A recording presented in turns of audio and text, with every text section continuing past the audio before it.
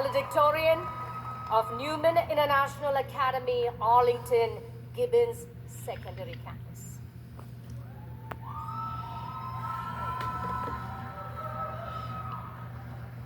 Good afternoon, Newman Warriors.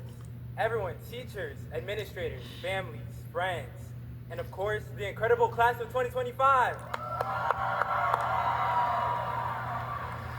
I stand before you not just as a graduate, but as a survivor of last-minute assignments, confusing math tests, unorganized group projects, bad school lunches, and yes, Dr. Kinser's famously cheesy jokes. Let's be real, some of this punch should be considered a form of torture, but somehow they always made us smile, and we needed that smile more than we realized. We've come a long way. 4 years ago, we walked into this building, nervous, unsure, and maybe a little overwhelmed. We've grown since then, not just in knowledge, but in resilience, in patience, and in understanding. We've laughed, cried, celebrated, stumbled, and gotten back up again. We've questioned what exactly was in the school spaghetti. We survived group projects, we powered through school jobs, extracurriculars, and nauseating bathrooms. And through it all, we've persevered. Let's be honest, this journey was never easy. There were days we barely got out of bed. There were nights we stared at blank Google Docs at 2 a.m., wondering if we were cut out for this. Some of us faced family responsibilities, personal battles, and pressure we never asked for. But we kept showing up.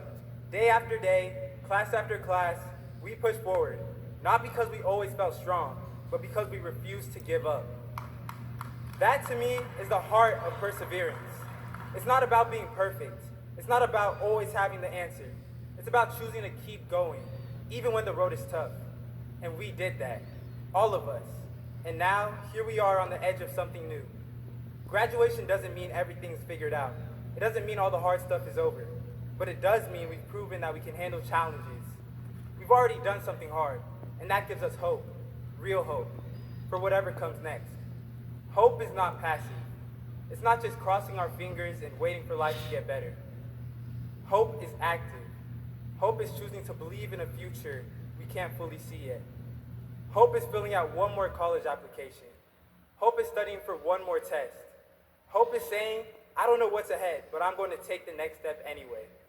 For me, the hope that hope was filled by a lot of things. Mentors, late night pep talks, and if I'm being honest, the constant hope for snow days. I know, we're in Texas and snow days are about as rare as seeing Dr. Kinser without a cup of coffee. But every winter, I would still dream about waking up to a blanket of snow and an email from the school saying, no class today. Instead, I'd wake up to sunshine and the realization that the closest thing that we'd get to snow was a bit of frost on the grass. But above all, the biggest source of hope that guided me through these tumultuous 4 years was God.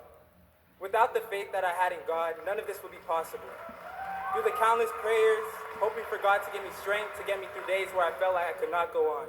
From agonizing tests to stressful decisions, God has and always will be the leading factor in my success. But none of us did this alone. So let me take a moment to say thank you to our teachers. Thank you for your time, your patience, and your belief in us. Thank you for answering the same question 17 times and pretending it didn't drive you crazy. You shaped more than our minds. You shaped our confidence, our character, and our sense of purpose. To our friends and classmates, thank you for the laughs, the group chats, the hallway pep talks, and the memories we'll be telling stories about for years.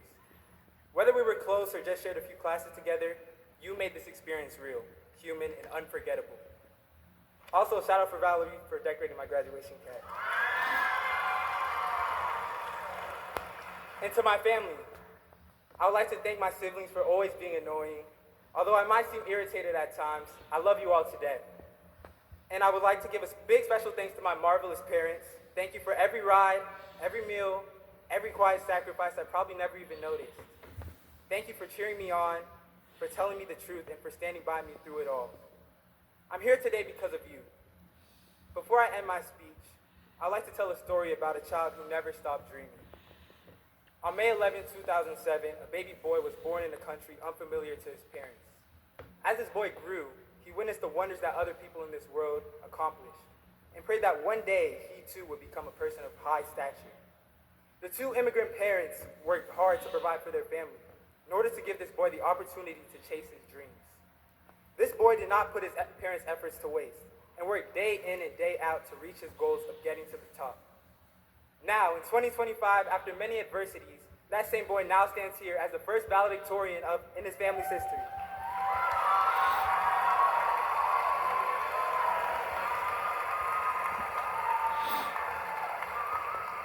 Class of 2025, as we step into this next chapter, my message to you is simple.